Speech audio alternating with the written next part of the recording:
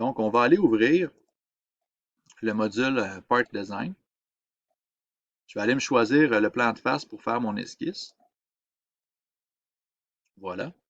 Je vais commencer avec la géométrie qui est en bas. Je pourrais d'ailleurs mettre un axe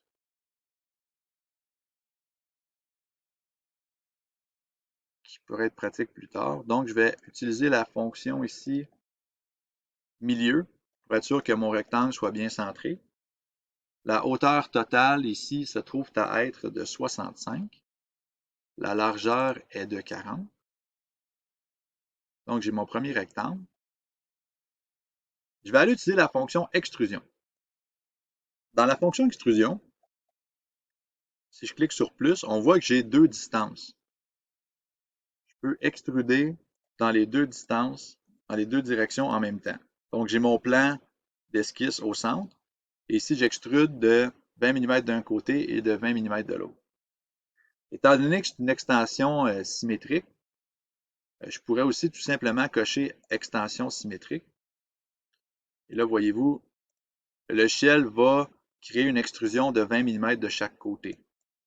Et on doit bien s'assurer de vérifier ici, c'est 20 mm, mais ou 25 mm de chaque côté. Ce n'est pas la largeur totale, c'est vraiment longueur dans une direction et extension symétrique, je veux la même longueur de l'autre côté.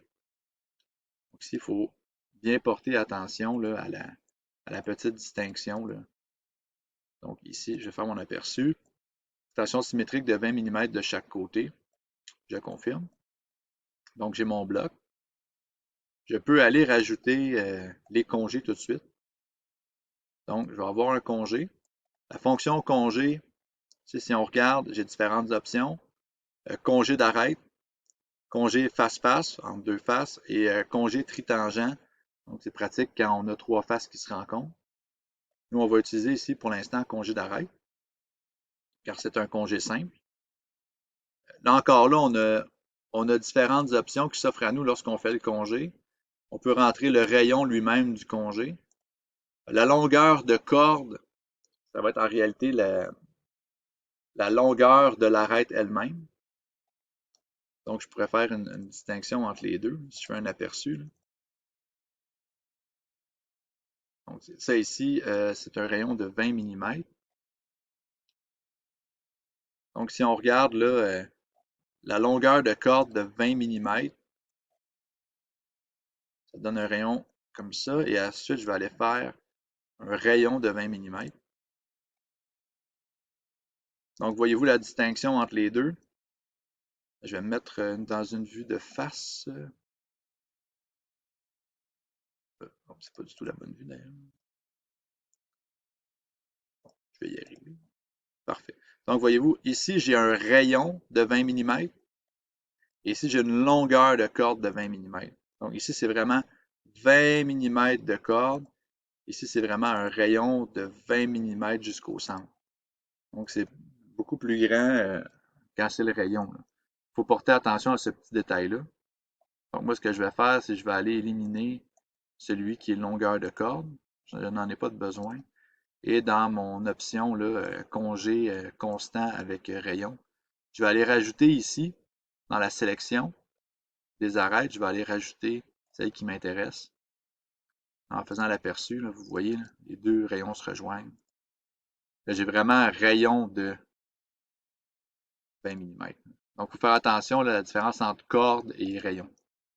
Ensuite, je vais venir effectuer la poche sur le plan là, en avant. On peut évidemment choisir comme plan d'esquisse la surface qui est ici.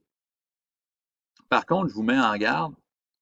Lorsque la surface est modifiée pour X raison, si on changerait la géométrie et la face ici serait modifiée, je serais obligé après de resélectionner le plan d'esquisse dans ma fonction poche. Donc, j'aime mieux choisir quelque chose qui est invariable, comme ici, comme par exemple, je vais prendre le plan YZ, qui est le plan de face.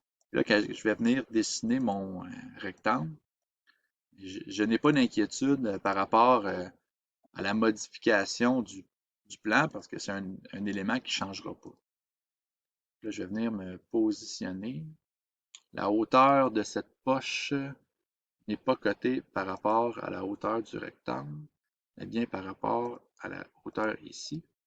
Donc, je vais reproduire là, le même système de cotation que dans mon dessin là, de mise en plan pour bien reproduire l'intention de conception du concepteur. Voilà. Ensuite, je vais effectuer la fonction poche. Dans les différentes options qui s'offrent à moi, jusqu'au suivant, jusqu'au dernier, jusqu'au plan, jusqu'à la surface. Donc, jusqu'au suivant, va extruder la matière jusqu'à ce qu'il traverse la dernière surface. On peut aller jusqu'au dernier, donc va traverser toutes les matières. Donc, je pourrais avoir ici une première matière, un vide, un autre bloc, un vide, un autre bloc, donc il va traverser tous les blocs.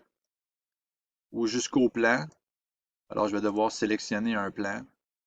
Ou jusqu'à une surface, encore là, je vais devoir sélectionner une surface pour que la fonction poche vienne enlever là, toute la matière.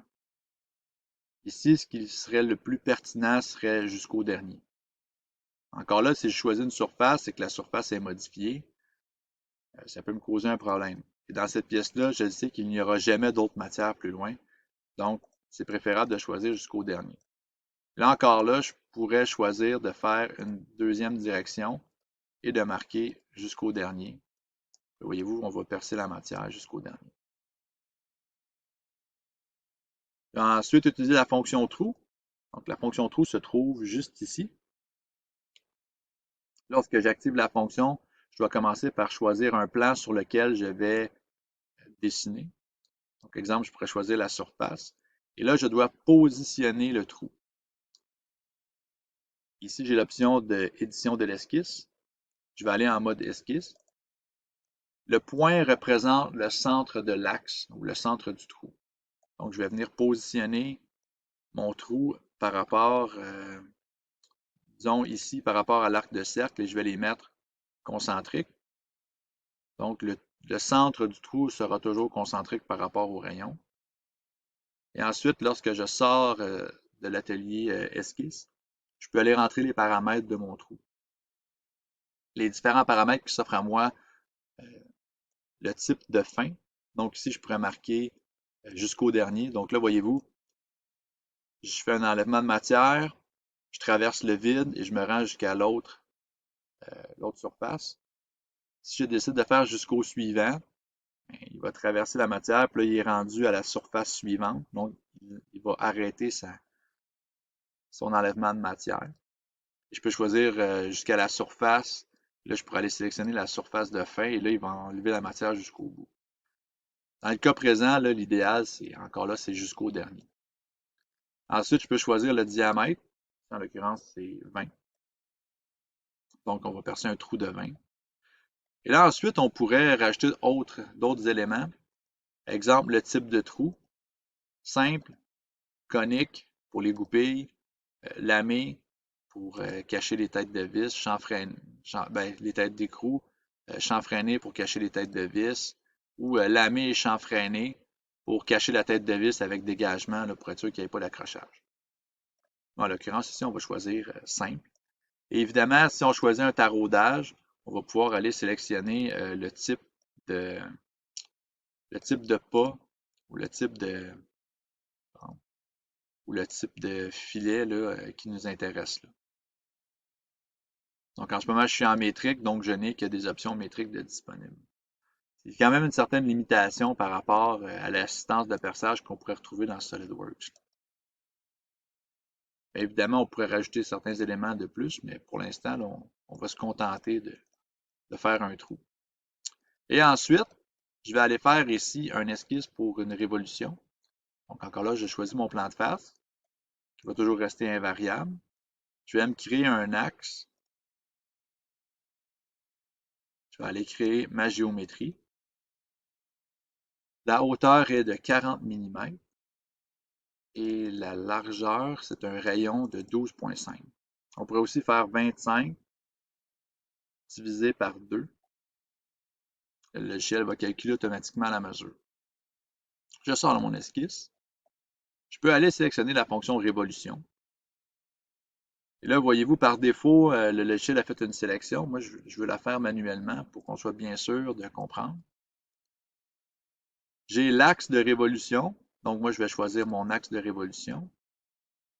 Le profil qui va être choisi pour faire la révolution. Donc, moi, je vais aller choisir soit l'esquisse ici dans mon arbre de fonction ou directement l'esquisse dans l'environnement. On me montre une prévisualisation.